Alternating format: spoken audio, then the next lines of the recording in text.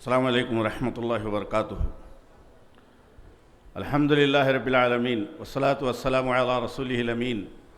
وعلی آلہ وصحبہ اجمعین ومن تبعہ بإحسان الی یوم الدین۔ قال اللہ تبارک و تعالی اعوذ باللہ من الشیطان الرجیم بسم اللہ الرحمن الرحیم۔ من قتل نفسا بغیر نفس او فساد فی الارض فکأنما قتل الناس جمیعا۔ اسٹیج پر جلوہ افروز علماء کرام، محترم ذمہ داران جماعت و جمعیت، اور اس اسٹیج پر آئے ہوئے دیگر مذاہب کے ذمہ داران، آل انڈیا 35ویں اہل حدیث کانفرنس میں دور دراز سے آئے ہوئے آپ لوگ شرکائے کرام، کل میرے کچھ تاثراتی کلمات آپ لوگوں کے سامنے پیش ہو رہے تھے۔ اچانک بجلی بند ہو جانے کی وجہ سے کچھ باتیں رہ گئی تھیں، سمجھو مختصر وقت میں وہ باتیں آج اسی کا تتمہ اور تکمیلہ آپ لوگوں کے سامنے پیش کر دوں۔ حاضرین، یہ جو 35واں کانفرنس احترام انسانیت مذاہب عالم کی نظر میں، حقیقت میں اگر دیکھا جائے تو احترام انسانیت دنیا کے جتنے مذاہب ہیں، سارے مذاہب کے اندر یہ تعلیم ہے کہ احترام انسانیت کی جائے۔ اگر میں یہ کہوں کہ احترام انسانیت اور تحفظ جان اس غلط فہمی کا ازالہ ہے یا اس غلط فکر کا ازالہ ہے کہ جو لوگ سمجھتے ہیں کہ دین اسلام کے اندر اسی شخص کا احترام کیا جائے گا یا اسی شخص کی جان محفوظ رہے گی جو شخص مسلمان ہو، مومن ہو یا اسلام کے اندر داخل ہوا ہو، تو یہ غلط فہمی ہے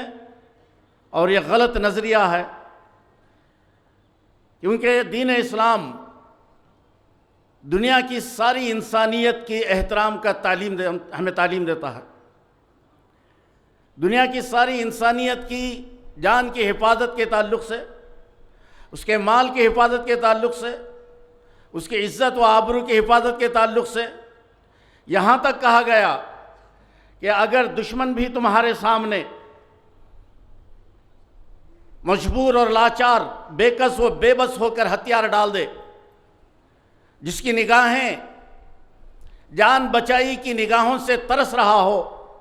تو ایسی حالت میں دشمن کو بھی معاف کر دینا اور اسے پناہ دے کر اس کے گھر کو واپس اس کے گھر تک پہنچانے کی تعلیم اسلام ہمیں دے رہا ہے۔ لہذا آپ صلی اللہ علیہ وسلم کی تعلیمات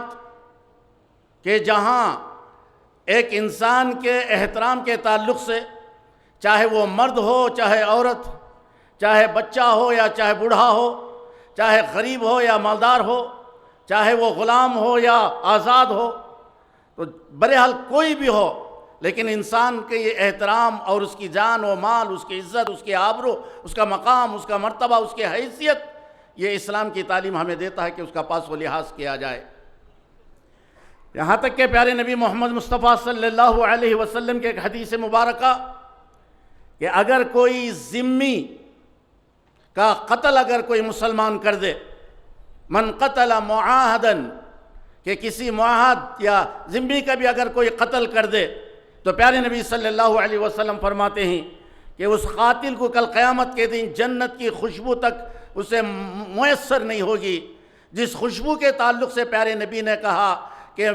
40 مسیرۃ عام، کہ 40 سال تک کی مسافت پر جس جنت کی خوشبو آ رہی ہو، ایسی جنت اس قاتل کو بھی نہیں ملے گی جو ذمی کو قتل کر دے۔ تو حضرات، باتیں بہت ساری ہیں، ایک الگ عنوان ہی دیا گیا تھا، لیکن وقت کی قلت کی وجہ سے مجھے چند باتیں آپ لوگوں کے سامنے پیش کرنے کے لیے کہا گیا۔ تو ہم رب العالمین سے دعا کرتے ہیں کہ رب العالمین اس کانفرنس سے ہمیں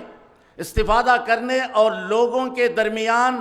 اسلام کی سچائی، اسلام کی حقیقت اور اس کی حقانیت اور اسلام کے محاسن اور اسلام کی خوبیوں کو غیروں کے سامنے پیش کرنے اور اسلام کی اور زیادہ اشاعت کرنے کی اللہ تعالی ہمیں توفیق عطا فرمائے، اور اسلام کی دعوت کو لوگوں کے درمیان عام کرنے کی اللہ تعالی ہمیں ہدایت و توفیق عطا فرمائے۔ وآخر دعوانا ان الحمد للہ رب العالمین، والسلام علیکم ورحمۃ اللہ وبرکاتہ۔